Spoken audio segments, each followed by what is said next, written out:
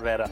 The third wave of COVID-19 in Delhi is worse than the first two instances of a major spike in cases in June and September, Balram Bhargava, Director General, Indian Council for Medical Research, said. Now, high pollution levels, dipping temperature, festive crowds and the wedding season, besides increased interstate movement from and to Delhi NCR, were leading factors triggering the surge in cases, he added. When asked whether Delhi has reached the stage of community transmission and if cases would increase during the festivals, Health Secretary Rajesh Bhushan said at the time of festivals or marriages when people gather and do not follow COVID-19 appropriate behavior, there are chances of the spread of the infection. Delhi seems to have hit the peak of its third COVID-19 wave, Delhi Health Minister Satyendra Jain said, indicating the number of infections is likely to come down soon. In this edition of India Fights Back, we will analyze the third wave of COVID-19 in Delhi. Joining me on the program today are Dr. B.L. Sherwal, Director, Rajiv Gandhi Super Speciality Hospital, New Delhi, and Dr. Ajib Das Gupta, Chairperson, Center of Social Medicine and Community Health, JNU. Thank you to my guests for joining me on this edition of COVID-19 India Fights Back. All right, Dr. Sherwal, let me begin the program with you first. Let's first try and understand and analyze this third wave of COVID-19 in Delhi and why does it seem to be far more severe than the previous two waves? Yeah, thank you. What we are seeing since last 1 week, number of admissions in hospital in the Delhi across private and the government hospital has really increased, and among that critical care patients are more and more so aged and comorbid patients are there. So because of that we are seeing mortality is also very high as compared to the earlier wave, and there is even demand for more number of beds in the ICUs and HDU, and most of the Delhi government hospital is running almost full, and we are really trying our best to meet the demand of the people in Delhi. But we are hopeful that, as Honorable Minister has said, that this should be under control after a week or so, as the festival season and because of the lockdown opening and because of the marriages, all the reasons are known to all of us. But at the same time, we have become little casual and we have become more overconfident, I think I'll say. So that is the basic reason that now more and more number of cases, it is spreading. Almost you will hear from your near and dear that somebody or the other is COVID positive in the nearby. So ultimately, it is reaching to the each and every house, and most of the people are falling sick and they are needing the admission in the hospital. Absolutely. All right. So, Dr. Das Gupta, let me take the discussion forward with you now. As far as the number of cases are concerned, of course, we are in the midst of the festive season. We had Dasara. Clearly, people are going out, meeting people.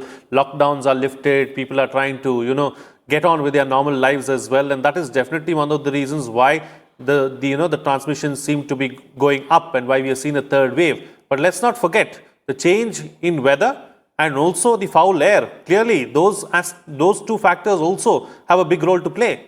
Dr. Das Gupta. Well, I think the lesson we ought not to forget is actually from the epidemic curve of the USA. Though its levels are certainly a lot higher than India, or at least reported in India, the USA has seen two further and higher peaks than the first one, when one initially thought that it's over the hump, that it's reached its peak. But it's only proven that as the unlock phase begins and expands and economic activity expands, more and more people will continue to spread. And that's but natural, because the lockdown phase is not really meant to lead to an end of the epidemic or the pandemic, but really to prepare the health service system for the number of cases that we are actually witnessing. So on one hand, there's nothing to feel that the worst is over, because we don't even know how much worse it's to come. And particularly as we are seeing the evidence both in Europe and the USA. But remember, in USA, these two peaks came actually before the flu season began. So that actually happened in some of the best case scenario, or at least the best weather of the year. And while we have our festive season now, worse is actually yet to come. And as we are discussing, both the pollution level as well as the winter season ahead, when a lot more people will be indoors, is certainly going to be a big challenge. Absolutely. Challenges, abound really as far as the future are concerned. And talking about these challenges, Dr. Sherwal, and seeing the number of spike in cases over the last few days, are the hospitals as well as the authorities ready to take on the challenge?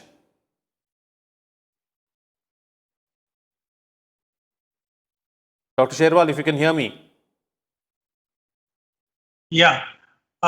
Most of the hospital has been directed to increase their bed capacity in their hospital, and also in the private, and both in the government also.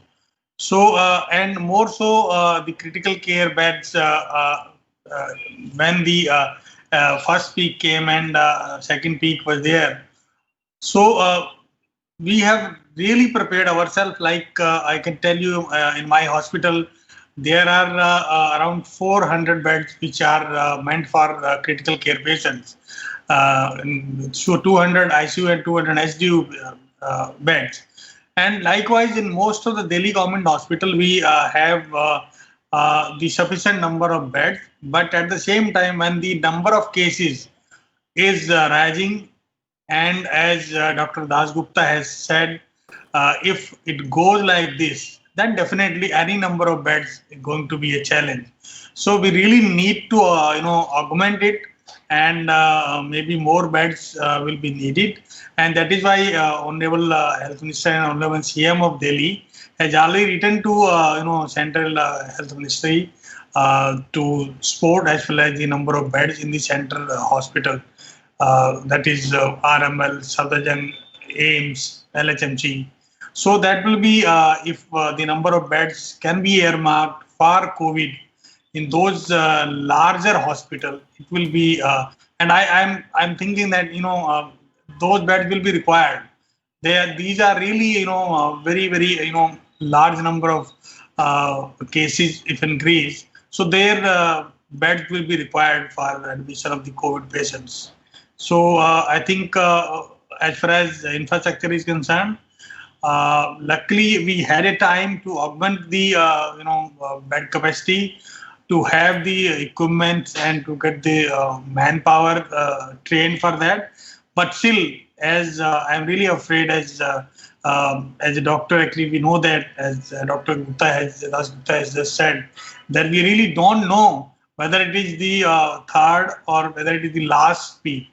So worse is going to come in the near future, or maybe later on. So that is, nobody knows. So we have to get ready for the worst actually. So any augmentation after doing once, then in adding on that, and even we have to work it again if more beds or more critical beds will be required.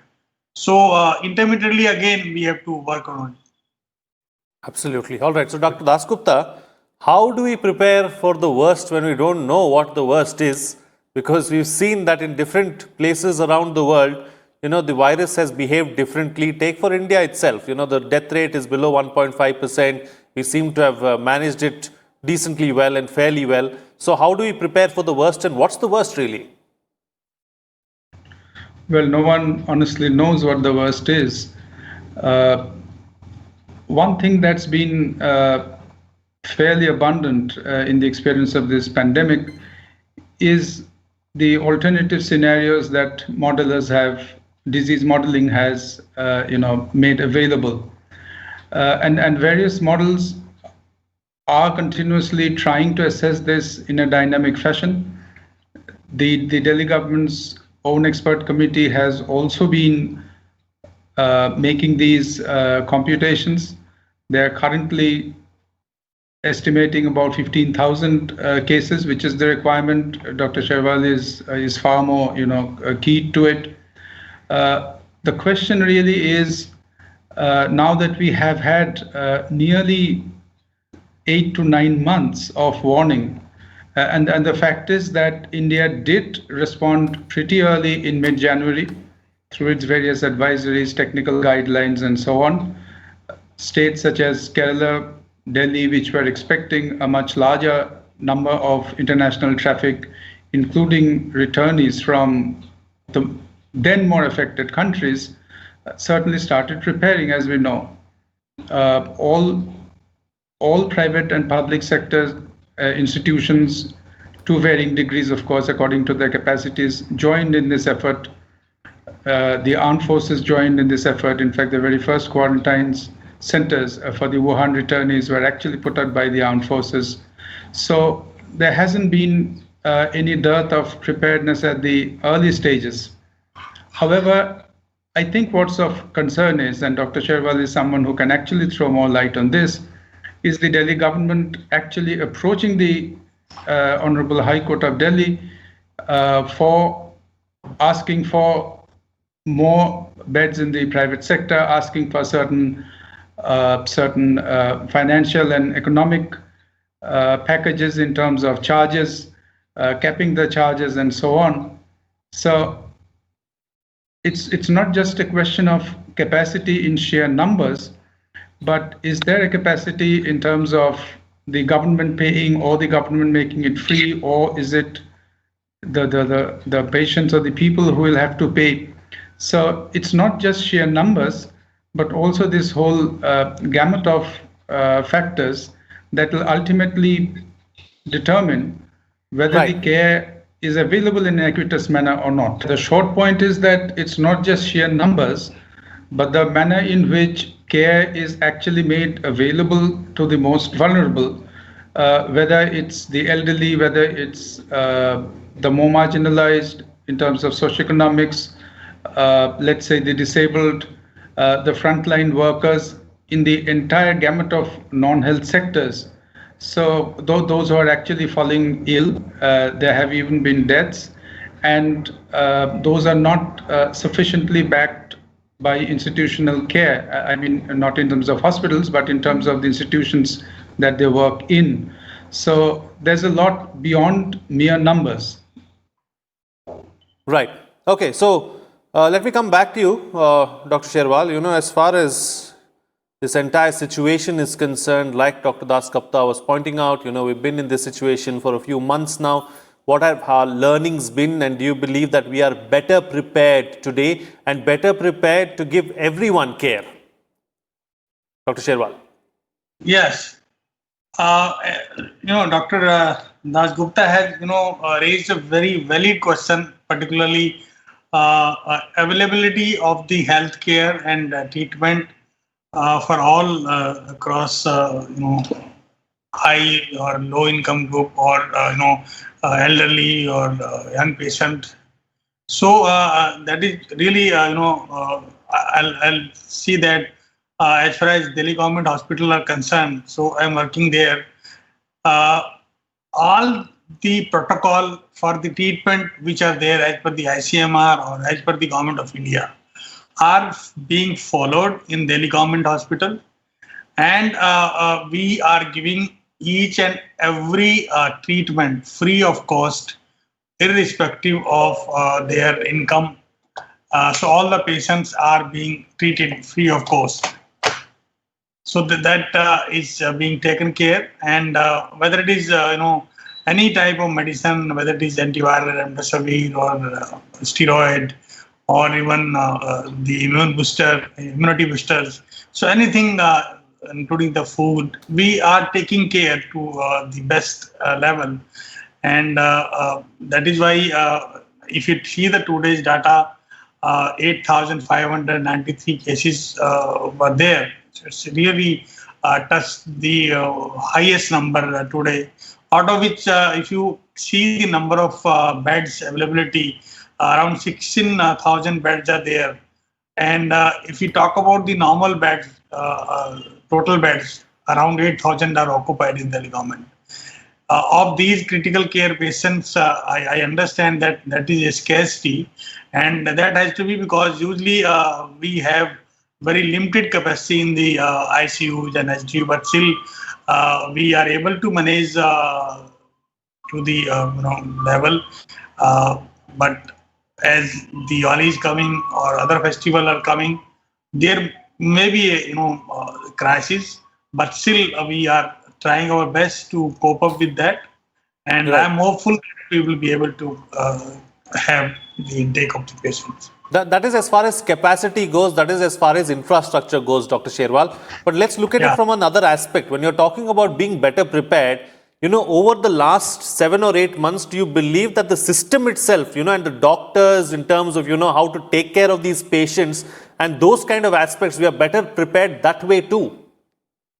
Yeah, definitely. It's, we have been trying to get the required manpower, and we have recently tried to have the nursing staff which are trained in ICU care, and that has been done even day before yesterday. We finished the training, so we are trying to innovate in that sense that basically. In case the doctors, as you know, and even nurses are, frankly speaking, since last 7-8 months, there are now burnout. That is, I will agree that most of the doctors are really fed up because of the COVID. It is two-way. One is that they are doing duty in the COVID area. Two, they are not able to do their own specialty work. So, which if the surgeon is there, he's not able to operate. If physician is there, he's not able to see, the patients other than the COVID. And you know that we all know the COVID. There is a fixed, treatment facilities which are there as with protocol. We all follow that. Only thing is that if the patients are sick, serious, they need to be taken care in such a way their saturation and the key factors are maintained. So that is more important, and we are trying. But definitely, healthcare, facilities along with the healthcare worker, that is definitely a issue, and we are really struggling for that. And whether it is nurses or whether it is doctor or paramedics, everyone have been doing wonderful job, and Sure. but now they are feeling fatigued and tired. Absolutely. So that is really Absolutely. impressive. No. Frontline workers, frontline warriors such as you and your entire staff need the credit, need, a pat on the back, and, how much ever we say is not enough to convey, our thanks and gratitude for everything that you have done on the front line as far as this pandemic is concerned. Thank you from all of us to you and to your fraternity as well for doing such a wonderful job. Dr. Dasgupta, if you look at the pandemic and if you look at wave 3, like Dr. Sherwal has just pointed out, highest number of cases, the cases are only climbing up, cases are only going up. But the panic does not seem to be the same as a few months ago. People seem to be a little more relaxed now, in November. Is there anything that you can put to that? Or is there anything to suggest why that is so? That is one. And secondly, is that a good or a bad thing? No, as the global experience shows, it's not a good thing. And as Dr. Sherwal very rightly pointed out, that the health services, particularly those who are serving COVID patients, whether it's doctors or paramedics, nursing staff, all non-clinical staff, he and his hospital serves in an area that has had in Ian yesterday's sero-survey results, which is available in today's newspapers, had one of the highest serosurveillance rates, which is around nearly 31%, which is the in the Shadra area. Remember that the Central District has had it at nearly 50%, whereas the lowest has been the Southwest District, which is at about 18 to 19%. So clearly, all districts, as far as Delhi goes, are certainly going to witness far more cases to come. The point, therefore, is that this is the context in which the preparation ahead has to be seen, and he's spoken of fatigue, of burnout, and so on. Now, it's quite possible that the health services itself is at a bit of an inflection point at this point. And certainly there is fatigue. There's nothing to deny it, and it's best to reckon it upfront. At the same time, the question is, are we relaxing already? The answer certainly is yes, because there was, and I believe that this perception continues, that that Delhi actually did well. The fact is, Delhi did do well, going by the number of new cases per day, because that's what is really uppermost in the average person's mind. You check the daily case count in the morning newspaper or in the evening news. But now that it's gone above 8,000 per day, the question therefore is, did we relax early? The answer is yes, but more importantly, was the messaging wrong?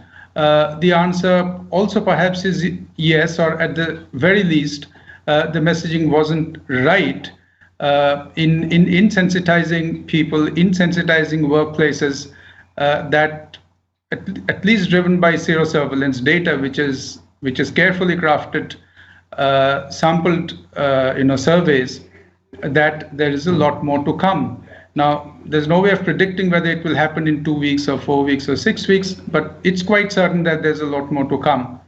The other important point, of course, is that, and this is something we have discussed all along, that community engagement strategies, that risk communication strategies aren't simply robust enough, that the way all kinds of surveys are happening, including sero surveys, we just have not had behavioral surveys or surveys of